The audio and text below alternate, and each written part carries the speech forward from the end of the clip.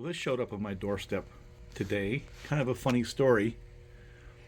This is an eBay purchase. I think a good price, and shipping was, well, that was the adventure. Took about a week and a half to get here. No fault of the eBay store, the seller who sold it to me. They did a very nice job. Plus, they communicated quite well. I might put their name in here because I was pretty pleased in how they dealt with this. But it went from New Jersey to Denver, Colorado, bounced around there for a while, and then popped back over here to Syracuse area and to my house. And this is a K-line FM Trainmaster. This will be my second one. The first one right now is at my son's house on loan. But the K-line Trainmaster has two vertical can motors, has a pretty familiar looking set of trucks. And one of the things I like about these is that the rimmed wheels are front and back and the floaters are in the middle. And the one that I have, that I've run quite a bit, seemed to deal with the track a little bit better. I have a lot of unevenness in the track. And so we're going to find out if this thing runs. So let's see if it goes. This is the absolute first time I've run it.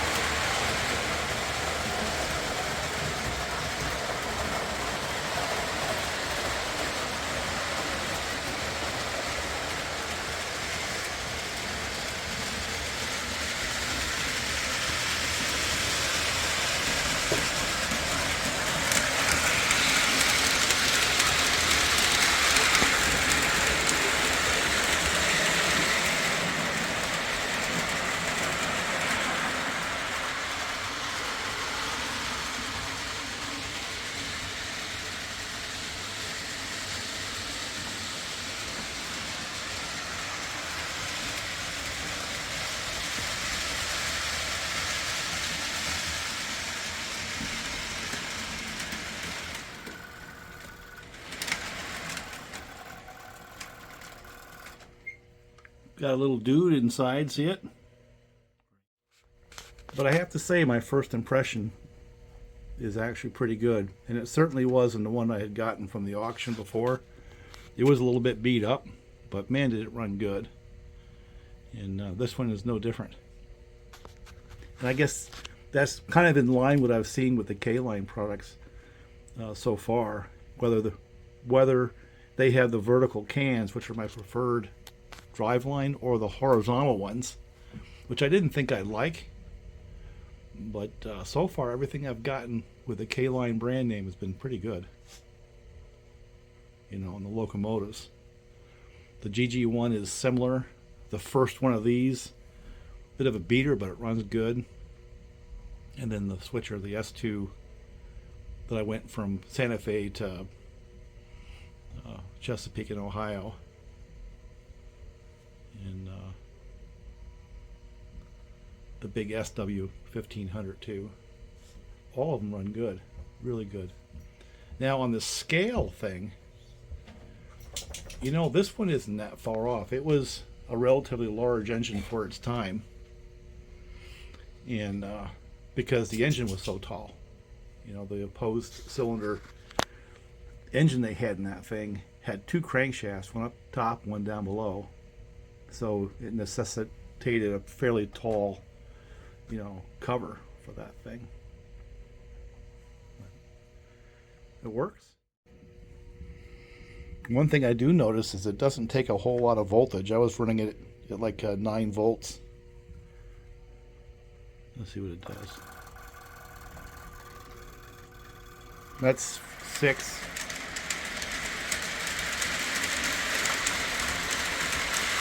That's 9 volts.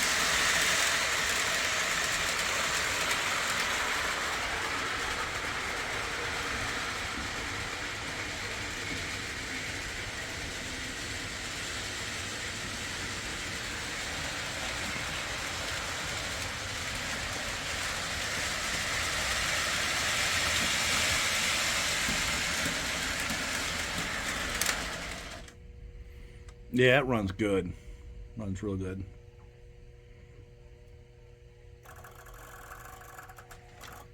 Does go backwards.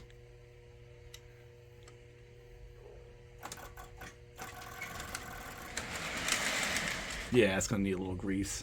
So anyway, first impressions.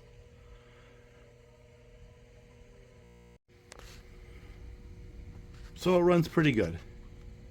And I've got 3 of these Trainmasters, 2 Liams, and the K-line. And the K-line is got more detail. They all 3 run pretty good. And there's a couple of interesting things about the Trainmaster. Fairbanks Morse as a company was pretty interesting. Their claim to fame is their opposed piston 2-stroke engine that had a lot of success in the marine industry. It powered submarines and a lot of other things. Kind of an interesting motor because it has in one cylinder 2 pistons that are opposed with 2 crankshafts, and because of that they were pretty tall, so the hood had to be pretty tall for these things. So in its day, it was a pretty big locomotive. So actually, scale-wise, it works out pretty good. But of these 3, there's one that never happened in real life. You know, Pennsylvania, they had, I don't know, 10, 12 of them. And they were used for a variety of things. So pretty much anything I pull with that Pennsylvania Trainmaster, yeah, probably happened in history, possibly. The same with the Lackawanna and the Erie Lackawanna. They had a few too. I guess they had 12 of them. Pennsylvania had 9. New York Central never had any of them. So that's not an accurate road name for the Trainmaster. They had a lot of Fairbanks Morse, but they didn't have that particular model, and that would be the H-24-66. These were 2,400 horsepower, which was a lot in its day. It was the most powerful diesel locomotive when it was introduced in 1953. And they kind of made them pretty much on and off until 1957. And actually, the railroad that had the most was the Virginian. They had 25 of them. But the one that used them probably for the longest was the New Jersey Central for passenger service. And because even into the 60s, they were pretty powerful. It wasn't until you started getting into the GP30s, the GEs, that they started having more horsepower. Alco too. Alco surpassed them as well, in the 60s. But during the 50s, this was really the powerhouse. And the New Jersey Central used them because of their power equaled acceleration. But, so that one has some basis in history. So does that one.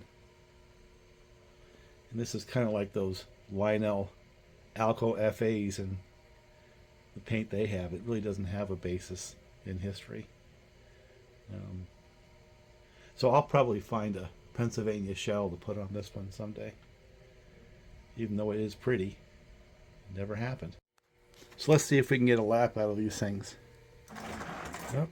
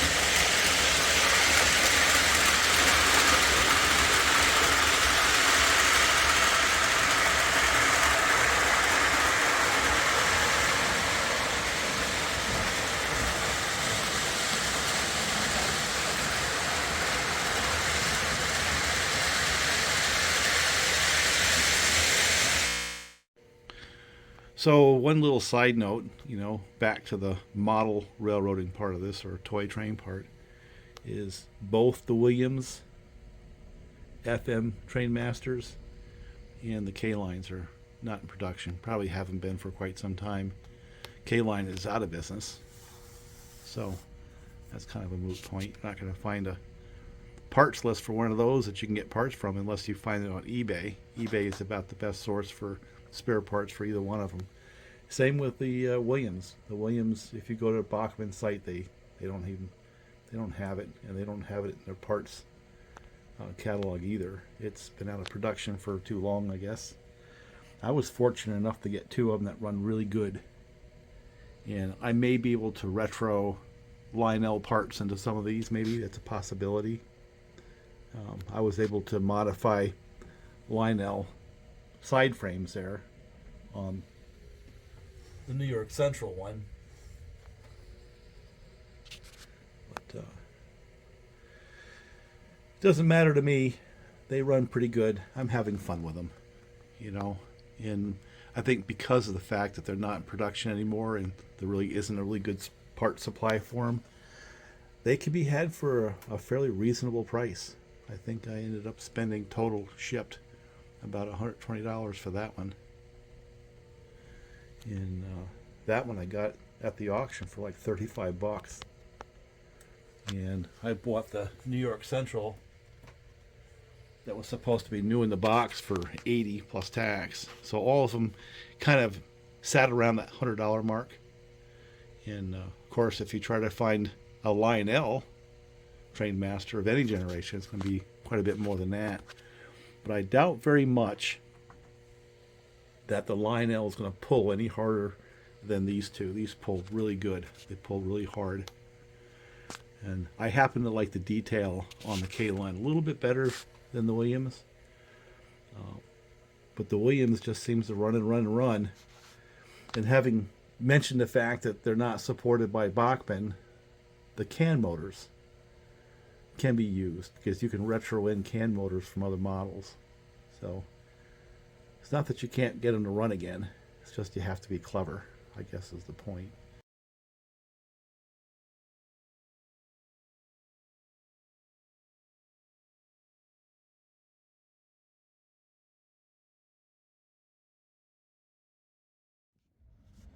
Well, I missed the first one, but I missed the second one.